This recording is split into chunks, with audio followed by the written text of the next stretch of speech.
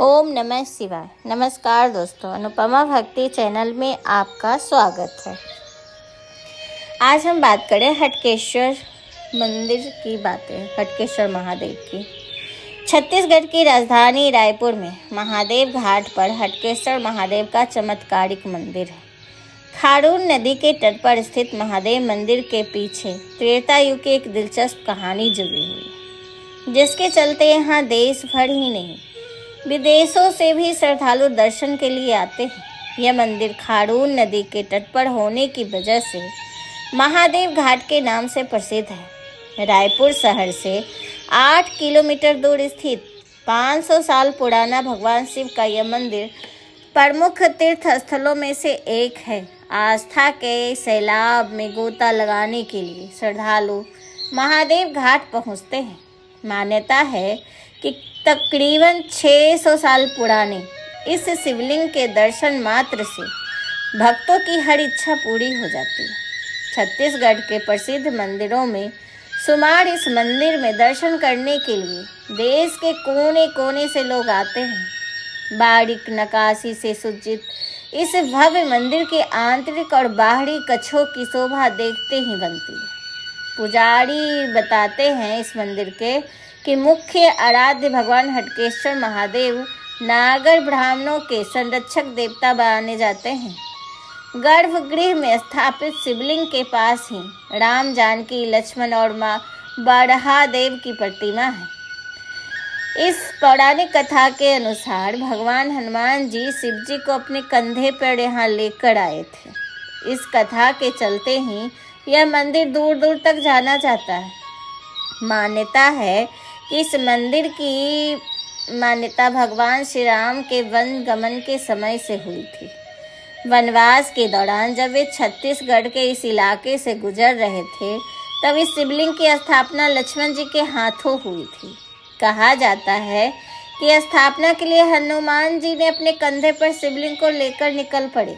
बाद में ब्राह्मण देवता को आमंत्रण करने गए, तब तक देर हो गई। इधर लक्ष्मण जी देरी होने से क्रोधित हो गए थे, क्योंकि स्थापना के समय में देर हो गई थी। फिर वहाँ जहाँ इनकी स्थापना की योजना बनाई थी, वहाँ न करके जो पास के जगह था वो खारून नदी के तट पर ही स्थापना कर दी। यहाँ पे एक विशेष पूजा का बड़ा महत्व है। जैसे खारून नदी के बीचों बीच जाकर यहाँ पूर्वजों की आत्मा की शांति के लिए पिंडदान भी किया जाता है। जिस तरह से आप काशी में जाके, काशी बनारस वहाँ जाके करते हैं जो पूजा, वो यहाँ भी होता है। कार्तिक पूर्णिमा पर यहाँ बहुत अच्छा मेला लगता है। रायपुर शहर की प्रारंभिक वर्षाहट खारून नदी के तट पर स्थित महादेव घाट क्षेत्र में हुई थी। रायपुर के कलचूड़ी राजाओं ने सर्वप्रथम इस क्षेत्र में अपनी राजधानी बनाई थी। राजा ब्रह्मदेव के विक्रम संवत 1458 अर्थात 1402 ईस्वी के शिलालेखों से ज्ञात होता है कि हाजी राम ने यहाँ हटकेश्वर महादेव मंदिर का निर्माण कराया था। वर्तमान में खारून नदी के तट के आसपास अनेक छोटे बड़े मंदिर बन गए, लेकिन सर्वाधिक महत्वपूर्ण हटकेश्वर महादेव का मंदिर है। यह मंदिर बाहर से आधुनिक प्रतीत होता है, किंतु संपूर्ण संरचना को देखने से इसके उत्तर मध्यकालीन होने का अनुमान किया जा सकता है। यहाँ कार्तिक पूर्णिमा के समय एक बड़ा मेला लगता है। महादेव घाट में ही विवेकानंद आश्रम के संस्थापक स्वामी आत्मानंद की समाधि भी स्थित है। शिवलिंग स्थापना को लेकर कई मान्यता लोकप्रिय है। मंदिर में शिवलिंग स्थापना को लेकर एक और मान्यता लोकप्रिय मानी जाती है। इसमें कहा जाता है कि खारून नदी को द्वापर युग में द्वारकी नदी के नाम से जाना जाता था। बताया जाता है कि महाकौशल प्रदेश के हैयवंशी राजा ब्रह्मदेव जब नदी किनारे स्थित घने जंगल में शिकार करने आए थे, तब नदी में बहता पत्थर का शिवलिंग दिखा, जिसकी उन्होंने स्थापना की। इससे अलग और भी मान्यता है जो लोक सेवा आयोग की परीक्षाओं में भी पूछे जाते हैं।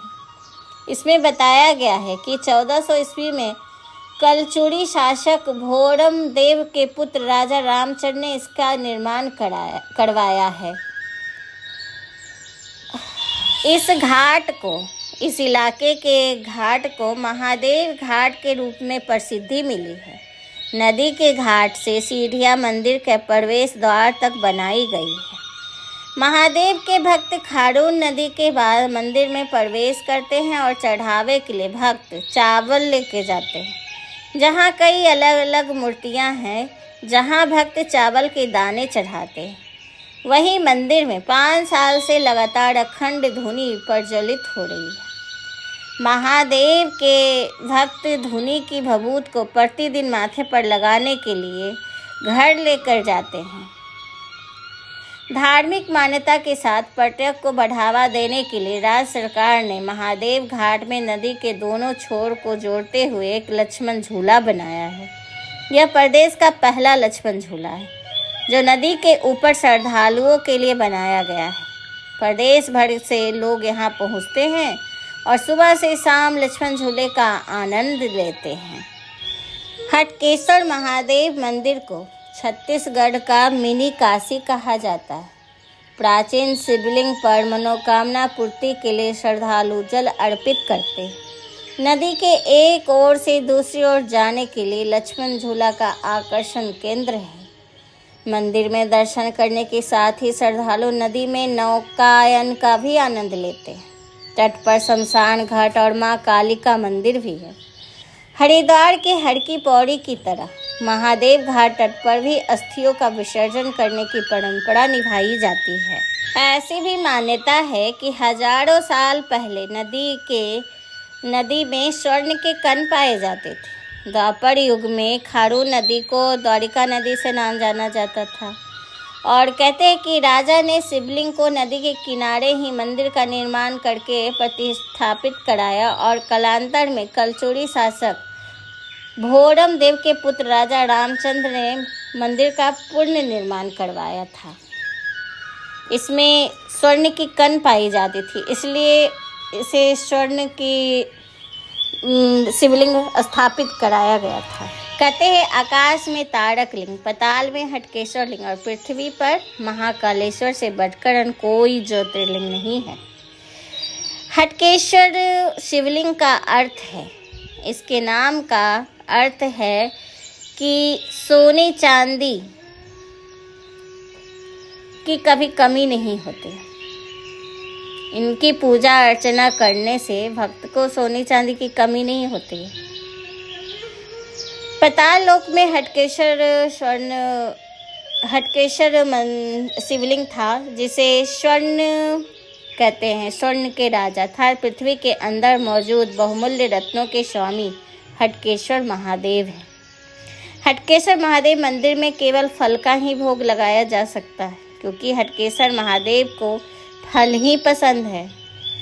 हटकेश्वर महादेव को अन्न से बने किसी तरह का प्रसाद का भोग लगाना पूर्णतः वर्जित है। बताते हैं कि मंदिर की स्थापना से ही इस परंपरा का पालन किया जाता है। चांदी के अर्घा में स्थापित है शिवलिंग। मंदिर के बीच में हटकेश्वर महादेव चांदी के अर्घा में स्थापित है। अर्घा पार्वती का स्वरूप माना जाता है। महादेव को पूजा करने से भक्तों को शिव पार्वती दोनों का आशीर्वाद मिलता है। हटकेश्वर महादेव मंदिर के और श्रृंगार से भोलेनाथ प्रसन्न होते हैं। श्रद्धा के साथ महादेव की पूजा करने के बाद भक्तों को सभी मनोकामनाएं पूरी करते हैं। भगवान शिव का एक ऐसा स्वरूप है जो भगवान शिव के इस स्वरूप में प्रकट होने से संबंध में एक पौराणिक दंत कथा प्रचलित है। इस कथा के अनुसार माँ शक्ति भगवान शिव की स्त्री शक्ति ने सती का अवतार लेकर भगवान शिव से विवाह किया था। देवी सती की मृत्यु के पश्चात भगवान शिव का संसारी विचारों से मोह भंग हो गया था और वे पाताल लोक चले गए थे ऋषियों के श्राप से। ये मैंने कहानी आपको बता चुकी हूँ। तो ये आपको कैसा लगा हमें ज़रूर बताइएगा। अगर आपको ये सुनने में अच्छा लगा तो प्लीज़ हमें सब्सक्राइब लाइक कीजिए और ज़्यादा से ज़्यादा हमारी वीडियो देखिए। नमस्कार।